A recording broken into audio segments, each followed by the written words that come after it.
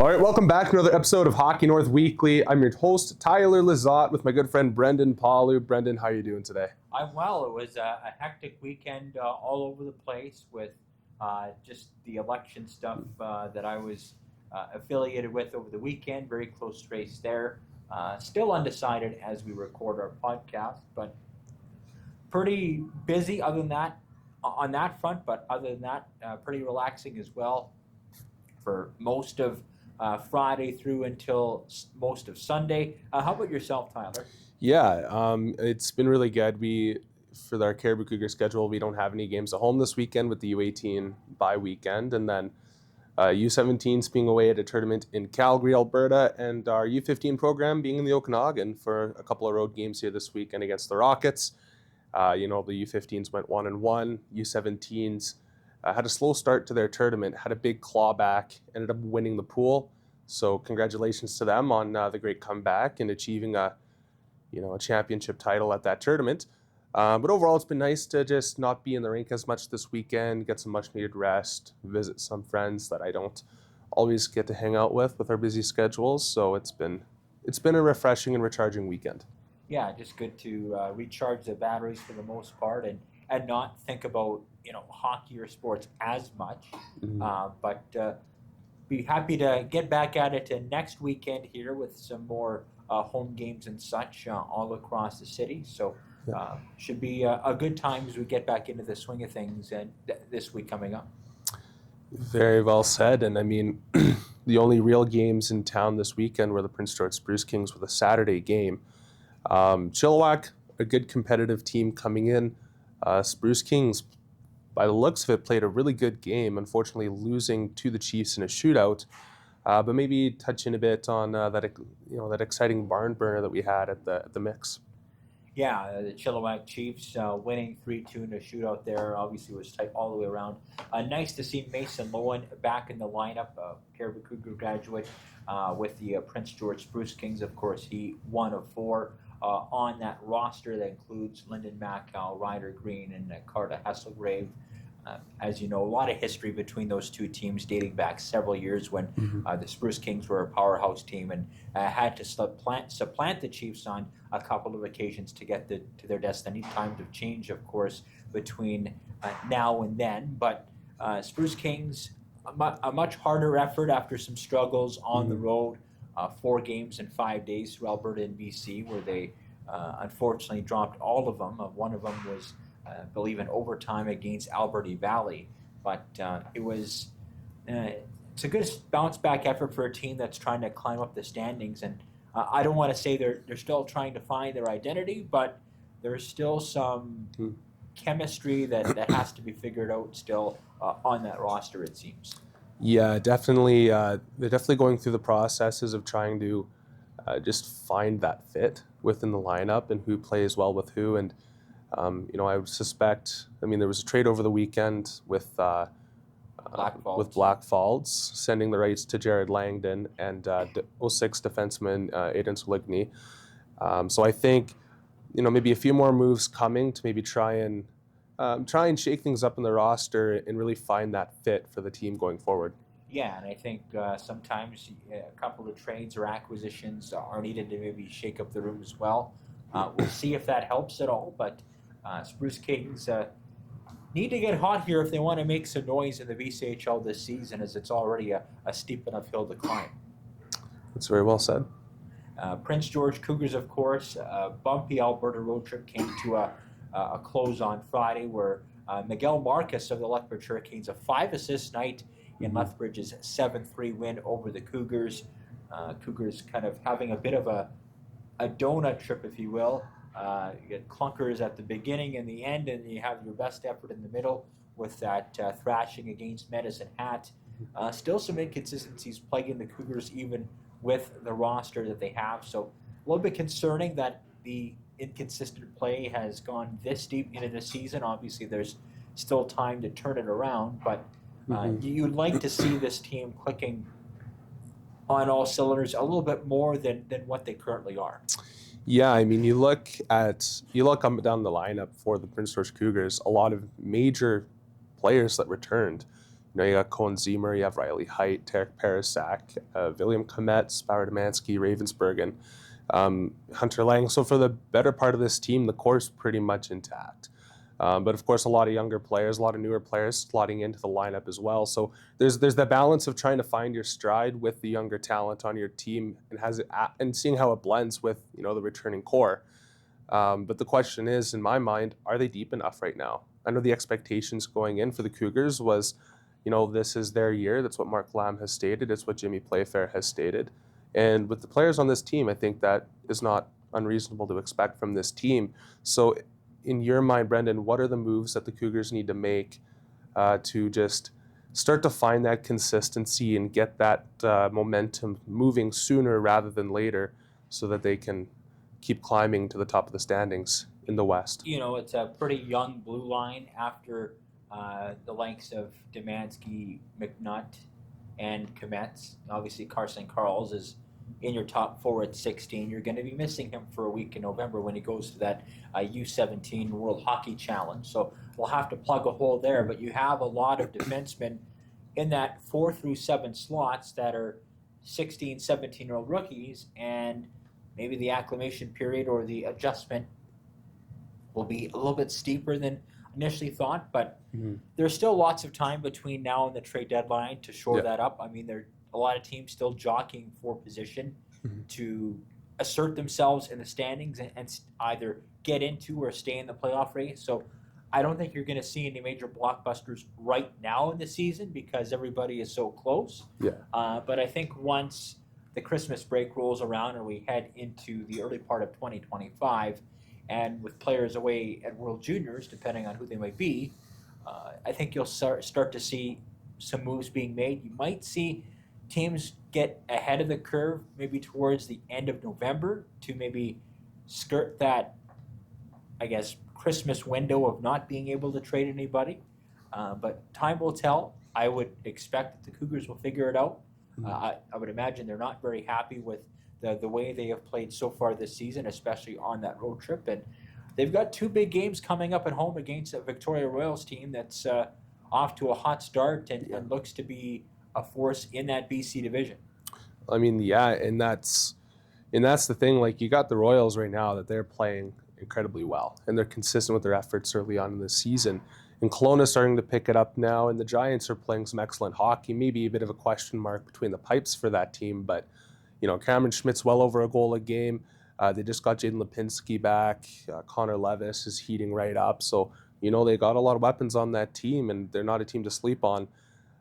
So, if you're looking at it from a perspective for the Cougars, it would be good to sooner rather than later get those wheels moving and get that consistency as you come into these divisional matchups. And I think for a team like Victoria, as good of a start as they've had, I think they're a Scott Ratzlaff type goalie away from being a real scary team this year. I think their goaltenders have held up and they've played well, but if they maybe got that star goalie to complement that group, they could really give the Cougars a run for their money in that division. Yeah, I believe they could too. I mean, you look at the head coach for that team, James Patrick, coached some very dominant Winnipeg Ice teams before that franchise got moved over to Wenatchee. And so as soon as he stepped in with the Victoria Royals coaching staff, it was an instant turnaround for that team and their new identity. And they've just picked up right where they left off from the late last season. And that group, that core, that much more mature, that much better. And they were pretty much a mash unit when they played Portland in the playoffs with a lot of injuries that they had dealt with. If they can stay healthy pretty much all the way through, I think you'll see a much more consistent team on the ice for them. So 2 good games coming up, 2 big games early in the season for both the Cougars and the Royals here in Prince George, Friday and Saturday. It's going to be exciting to see that that rivalry come here for the first time this season, and I know fans are going to be very entertained regardless of how the score matches up between the 2 teams. And Brendan, moving on, how are our Northern athletes doing from around the junior ranks here this weekend? Well, we saw Cameron Schmidt light things up, especially in that 10-goal game against Prince Albert on the Saturday. Miguel Marcus, of course, 5 assists. Colton Guerrier and the Seattle Thunderbirds are on their Eastern Road swing. As we mentioned, they dropped a couple of matchups against Brandon and Regina, so they're still finding their footing there. Across the KIJHL, Isaiah Bagri off to a good start the season. You just saw Bagri in Quesnel during your trip there with David, and I'm sure that was a really good trip in terms of catching up with him. You've got the Williams Lake Mustangs also on the road as well. They're trying to, I guess, find their consistency, as it were. They're not that far away, based on what we saw when we went to Quesnel earlier on in October. Abby Bryant with an 8 scoring a couple of goals in an 8-1 victory over the Medicine Hat Rattlers. A couple former Northern Caps also on the Medicine Hat College Rattlers team. Anna Stewart and Sage Nord. They'll be on our show next week, so it's nice to catch up with both of them. Of course, both from Prince George and Northern Capital graduates. Abby Bryant, of course, now with a handful of goals on the season for Nate. You see many other players scattered across the North in the junior ranks. Other news, Decker Moinchin getting a Cariboo Cougar teammate added to the ranks is Will McKay being acquired from the Laurent Ice Wolves, I believe it was on Friday. So another Northerner heading east to Manitoba to play for Portage. Scott Cousins also there as well on the Terriers roster, so that's always good. Don't have that much more to report right now in terms of ongoings, but some very positive signs for a lot of our Northern players, and I'm sure once we get next week's episode in the can, I'll be able to give you a much more full recap on all the leagues across Canada here. Awesome. Very good to hear all the updates here for athletes in the North, and very excited for Will McKay of Terrace, BC to get that opportunity to go play with some familiar faces for the Portage Terriers. And I know one of the things Will was really looking for is an opportunity to get some more ice. As I talked to him following the news of him being traded from Laurent to Portage, and not really getting the opportunity he'd hoped for in Laurent to really get the minutes to kind of show what he has at this level. And perhaps he's going to get that opportunity with Portage, playing a similar style of game as a player to how that program likes to play. Yeah, Blake Spiller and company like to play that assertive, aggressive game. Portage usually at or near the top of the MJHL most years, and trying to get there again with the crop they have, and obviously feel that a player like Will McKay with his unique skill set can definitely be an asset to that group. I think so too. All right, and so we're teeing up our interview for this week. Our guest, Jaxon Larmand of the Cariboo Cougars U18 AAA program of the BC Elite Hockey League. A very humble young man and very well spoken. Maybe give us a bit of a glimpse as to what that interview was about before we head into it. Well, I'll just touch with Jaxon about the big summer and big decision that lies ahead of him. He's listed by both the Spruce Kings and the Cougars. He has not made a decision yet on his playing future for next season, but he, like a lot of kids at his age that are considered maybe late bloomers, as he also mentioned in the interview, keeping their options open. I think that's never a bad thing in a situation like that. So we talk about that issue in particular, his early days, minor hockey, his individual success through the ranks of the Cariboo program, especially with the U18s, hotter than a firecracker right now, at top spot in the BC Elite Hockey League, as well as a whole host of other topics in that interview that I had with Jaxon. It's nice to finally get him on our podcast officially here, and it's great to get some U18 content here on during their bye week. Very well said, and from here we're going to go on to our interview with Jaxon Larmand. With me now, U18 Cariboo Cougars star forward Jaxon Larmand. Jaxon, welcome to the Hockey North podcast. You're off to a very hot start here with the U18 Cariboo Cougars, 14 points in 8 games. The team is doing very well. You are doing very well. What seems to be clicking for yourself as well as the rest of your teammates? I think we're just playing the right way right now, and the boys are gelling, and we're just all having success, like everyone down the lineup. And I think for myself, just being older this year, a little more confident, it's been working well. Last home weekend you'd swept the Vancouver Northeast Chiefs. I was not a part of that wild 6-5 game against Vancouver Northeast where you won in overtime, but I did see arguably your most complete game of the season as a team where you shut the Chiefs down in a 4-1 victory at home before your bye week. Just maybe touch on when everybody's buying in, everybody's playing the right way. Is that the type of brand of hockey you want to play? Is that structured two-way game? Yeah, I think 5 of the 6 periods on the weekend, it was some of our best hockey we played all year. When we just get the puck deep and forecheck and work teams down low, we're successful because we got a lot of skill on this team. And I think, yeah, like you said, Sunday, it was definitely a more complete game, especially defensively. I thought we were way better.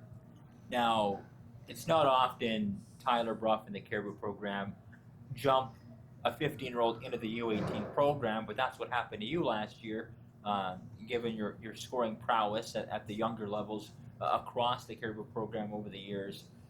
You had mentioned that maybe the speed and the strength might have been an issue last year, yet you'd scored 23 points in 30-plus games in the regular season.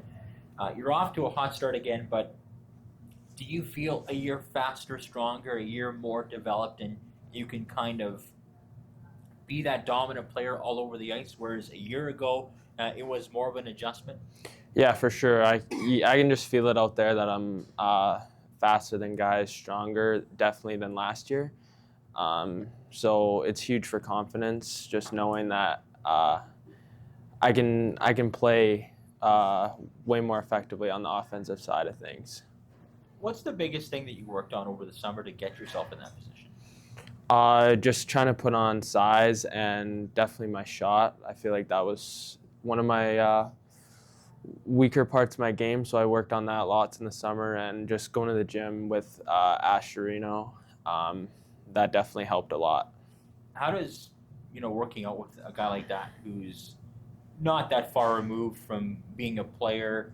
He's a younger guy. He's a lot maybe more relatable in terms of situations and obviously the whole physique buildup of being a hockey player. What are some of the things that he tells you off the ice to take care of yourself when you're not playing or practicing? Yeah, he's also really good with nutrition and what we should be eating and drinking off the ice before games. So he's really helpful with all that stuff, and he's just a great guy. So it's great to go in there every day and work out. Now, let's go back a few years to when you first started playing Prince George minor hockey. Just maybe touch on some of your earliest minor hockey memories, and when did you kind of get the sense that you were a pretty skilled player that could make some noise across various levels? Yeah, I feel like I was definitely a late bloomer. To be honest, I wasn't that good when I was in Adams, but I ended up making the Pee Wee Tier 1 team as a first year. And I think that's when I kind of realized that maybe I could do something with this. And yeah, that was kind of the earliest. Was that just more to do with confidence, just finally understanding your skill set? What seemed to click for you at that point? Yeah, I just gained some confidence, and I feel like I hit a growth spurt, and I really just started to develop at that age. Mm-hmm.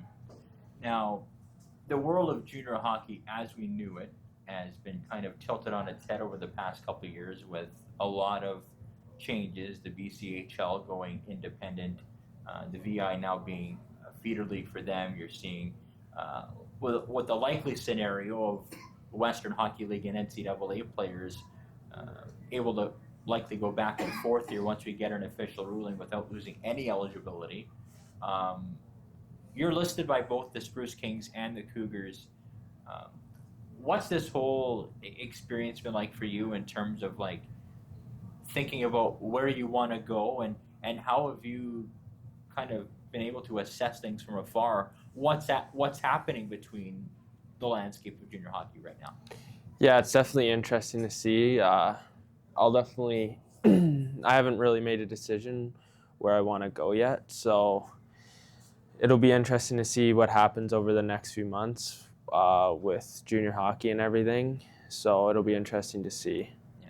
while the KI might not be on your radar, we've made stops in Quesnel and Williams Lake to watch a few of your former teammates play and have had varying levels of success at that level with the Williams Lake Mustangs and the Quesnel River Rush. How do you think having a couple extra teams like in this northern BC Cariboo stretch, how do you think that will help draw more interest and maybe keep some of the more northern-based kids that might not want to go to the BCHL or the Western Hockey League right away and kind of sign in the KI and develop for maybe a year or two before making that jump? I think it's great because with Quesnel and Williams Lake, you can play really close to home. And for guys even coming to our team, like we have lots of opportunities to AP for those teams. So I think it's great having junior hockey close to PG. Now, I think one of the biggest, I guess, game changers for your team, and you're already tops in the BC Elite Hockey League as it was getting Jaxon Larmand returned from the Seattle Thunderbirds.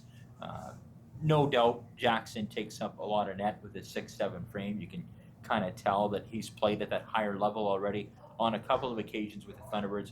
What does he bring to your team that kind of maybe makes your team that much better?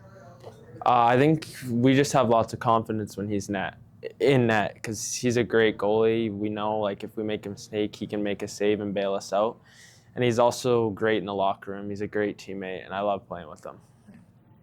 And it's not just you scoring the goals. It's a lot of the secondary players that are chipping in. Last weekend we saw Bo Murray have a great game. We saw Lamb have a great game. We see all around the room here, it's not just one or two guys getting the job done on a nightly basis. It's everybody chipping in. And this team seems to be very well balanced.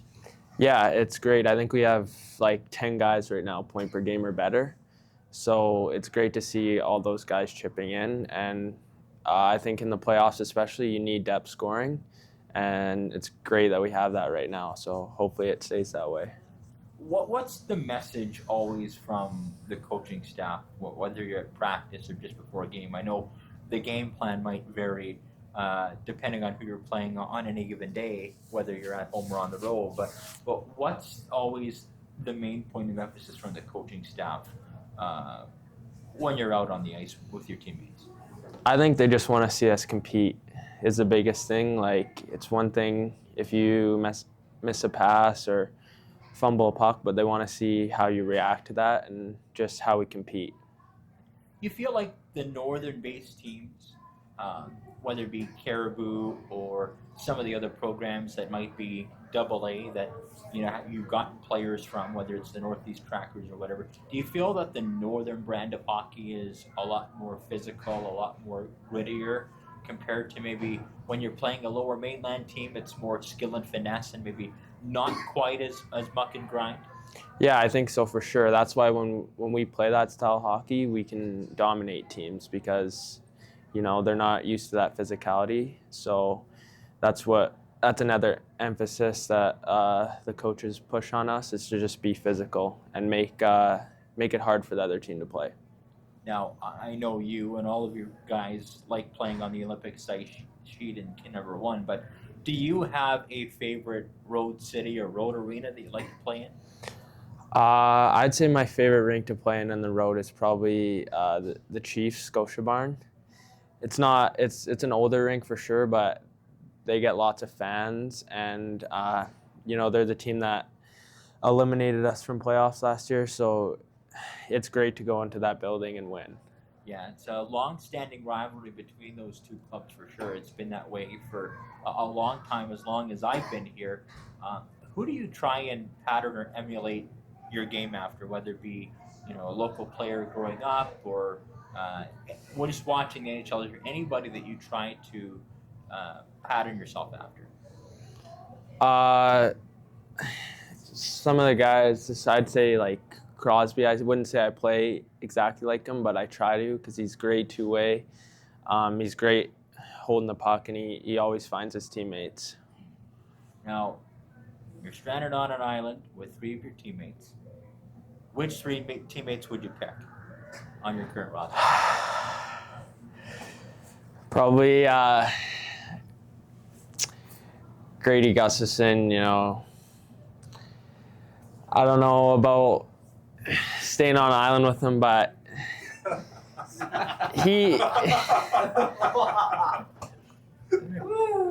I love the kid, and he's a hunter too, so maybe, you know, help me out that way. And then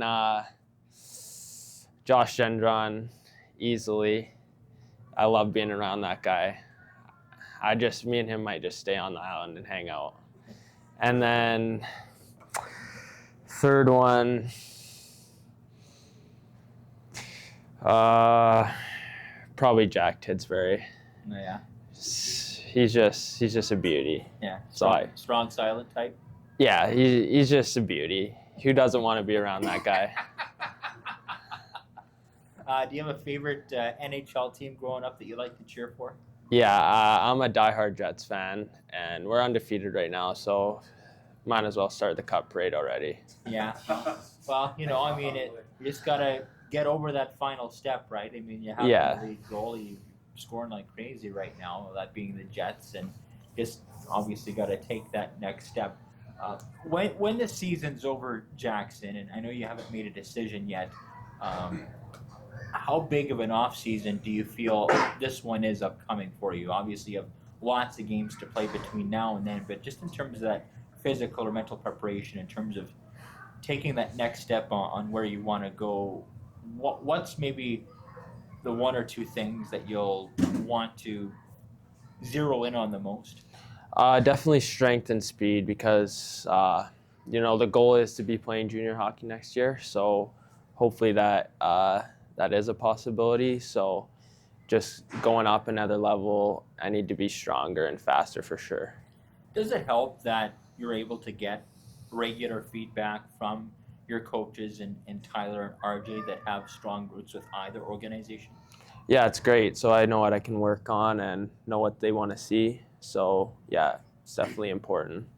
What's your favorite pregame meal or pregame ritual or superstitions that you have? Pregame meal, I always got to have chicken and rice. Pretty basic, but fuels me for the game. And then I don't have too many superstitions. The only one is I have to put on my left skate before my right every time. Is there like a team in this league that you enjoy playing against the most? Like I said, probably the Chiefs or Kelowna. I feel like those are our biggest rivals, and they're always close games, and it's always feels that much better when you beat those teams. Yeah. And you got a big weekend upcoming. You've got the Giants next weekend on the road. What do you know about the Giants, and what are you going to need to do to be successful against them? Yeah, they're a good team. I mean, they're second place right now. We played them in preseason, and I mean, they kind of waxed us 6-1. So they're fast. They got a lot of skill. They have some good players on their team. So we're going to have to play physical and make it hard on them. All right, Jaxon. Well, thank you very much for joining us here on the Hockey North podcast this week. Good luck to you the rest of the season, and I'm sure we'll cross paths again here before the season wraps up. Yeah, thanks for having me on. All right. That's Jaxon Larmand of the U18 AAA Cariboo Cougars on the Hockey North Weekly podcast. All right, that was our interview with Jaxon Larmand of the U18 Cariboo Cougars AAA program. Brendan, what's your takeaway from the interview here?